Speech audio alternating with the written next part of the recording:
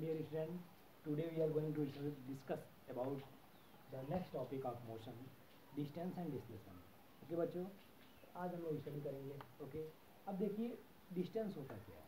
Okay बच्चों, the length covered by a moving body in any direction is known as distance.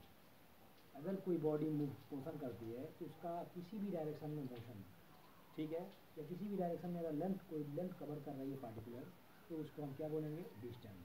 Okay बच्चों, जैसे example के तौर पे मान लीजिए आप साइकिलिंग करते हो, किसी भी डायरेक्शन में अगर मोशन करा रहे हो साइकिल का, ठीक है, लाजमी है रैंडम डायरेक्शन में, क्या हर डायरेक्शन में जाते हो, तो उसका मोशन क्या कहलाएगा, डिस्टेंस. ओके, अब देखिए displacement, the length covered by a moving body in a particular direction is known as displacement. अगर कोई मूविंग बॉडी है तो उसके द्वारा जो डिस्टेंस कवर किया जाए, लेकिन एक विशेष डायरेक्शन में हो, ईस्ट वेस्ट नॉर्थ साउथ, तो किसी पार्टिकुलर डायरेक्शन में हो, तो उसको हम डिस्प्लेसमेंट बोलेंगे. या ऐसे भी कह सकते हो आप कि दो इनिशियल और फाइनल पोजीशन के बीच का जो लेंथ है उसी को हम डिस्प्लेसमेंट बोलेंगे.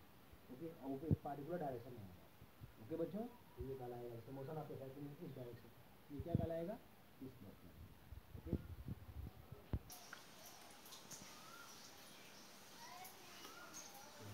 समझ करिए बच्चों. मान लीजिए ये अगर हमने बात किया, कोई एक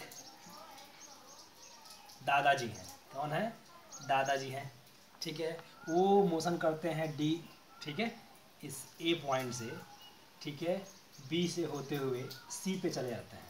मान लीजिए ये दूरी, ठीक है, ये 3 मीटर है, ये 4 मीटर है. ओके बच्चों, तो दादाजी इस पॉइंट से ए से होते हुए सी पे पहुँचे. ओके बच्चों, तो ये जो लेंथ इन्होंने कवर किया, ठीक है, 3 और +4, तो लेंथ कितना कवर होगा, भाई ग्रैंडफादर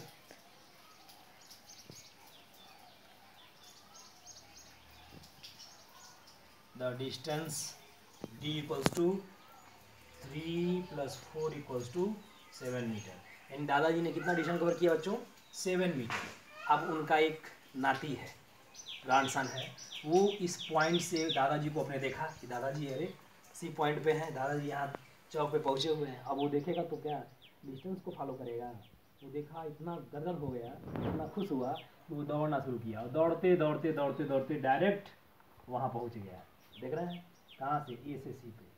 इसने ये शार्टेस्ट डिस्टेंस कवर की, ठीक है. तो ये क्या कहलाएगा, इस शार्टेस्ट डिस्टेंस को ए सी जो डिस्टेंस है वो कौन, किसने, ग्रैंडसन ने, ग्रैंडसन डिस्प्लेसमेंट का डिस्टेंस जो कवर किया, कितना हुआ आपका, तो कैसे निकलेगा, ये ऑलरेडी आप निकालेंगे. ए सी इक्वल्स टू, आप पाइथागोरस थ्योरम पढ़े हो, आप पाइथागोरस थ्योरम पढ़ा आपने, तो क्या होता है, हाइपोटेन्यूज का स्क्वायर इक्वल्स टू बेस का स्क्वायर प्लस परपेंडिकुलर का स्क्वायर. तो बेस कितना है, 3 का स्क्वायर प्लस 4 का स्क्वायर. 3 3 जा 9 + 4 4 जा 16, यानी 25. यानी ए सी स्क्वायर की वैल्यू 25, यानी इसी कोस टू कितना होगा बाबू, 5 सेंटीमीटर. यानी आपने देखा उस बच्चे ने कितना डिस्टेंस कवर किया, ओनली 5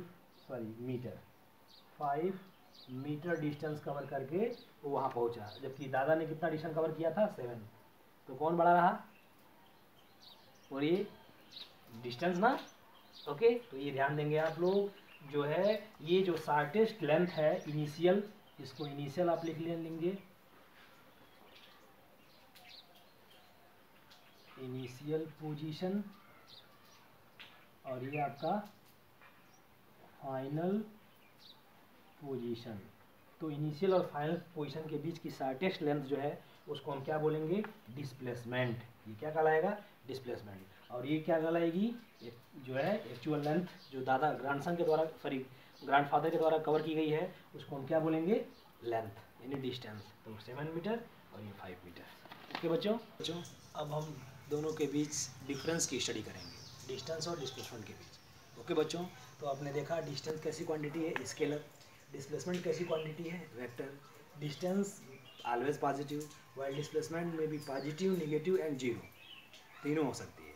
हाँ, एक कंडीशन है कि अगर इनिशियल और फाइनल पोजीशन अगर सेम हो तो डिस्प्लेसमेंट जीरो हो सकता है या होगा, कन्फर्म होगा। ओके बच्चों, अब देखिए लाजमी है स्केलर क्वांटिटी में डायरेक्शन नहीं होता है जबकि वेक्टर क्वांटिटी में डायरेक्शन होता है। तो ये तीन अलग बेसिक डिफरेंसेस हैं जो आप हमेशा तवज्जो देंगे, याद रखेंगे। ओके बच्चों, एग्जाम्पल के तौर पे आप देख लीजिए, मान लीजिए कि कोई बॉडी है, ओके, कोई मूविंग बॉडी है, वो सर्कुलर ट्रैक पे मोशन कर रही है। किस ट्रैक पे बाबू? सर्कुलर ट्रैक पे। ओके, सपोज करो ये सर्किल का रेडियस कितना है, आर है, मान लो सेंटर है, यहाँ से पॉइंट ए है, इससे मोशन करती हुई कहाँ गई, ये ऑलरेडी सर्कुलर ट्रैक पे मोशन किया इसने। अब सपोज करिए आर रेडियस का है, तो इस केस में अगर आपसे कहा जाए कि इनिशियल ये एक सर्किल बनाएगी ना, तो एक पॉइंट से स्टार्ट किया, एक पॉइंट पे पहुंचा, तो इसका डिस्प्लेसमेंट क्या होगा? Displacement zero. लेकिन डिस्टेंस क्या होगा? तो डिस्टेंस आप पढ़े हो, distance equals to velocity upon time, velocity equals to velocity into time. Okay, तो यहाँ ऑलरेडी डिस्टेंस हमको मिलेगा। ओके, और वो डिस्टेंस की वैल्यू कितनी होगी? सॉरी, डिस्टेंस की वैल्यू कितनी हो जाएगी?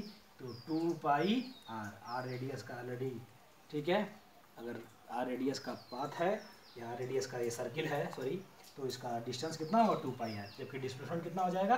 जीरो, क्योंकि इनिशियल और फाइनल पोजीशन दोनों क्या मिला? सेम मिला। ओके बच्चों, जब जिस एपेक्स से डिस्टेंस को मेजर किया जाता है, ठीक है, उसको हम ऑडोमीटर बोलते हैं। क्या बोलते हैं? Odometer, ODOMETER, odometer. आपके बाइक में लगा होता है ऑडोमीटर, एक स्पीडोमीटर भी होता है। तो ऑडोमीटर जो है किसको मेजर करता है? डिस्टेंस को। ओके बच्चों, तो यहाँ तक आपका क्लासेस रहा, बाकी हम नेक्स्ट लेक्चर में सुनेंगे। ओके बच्चों।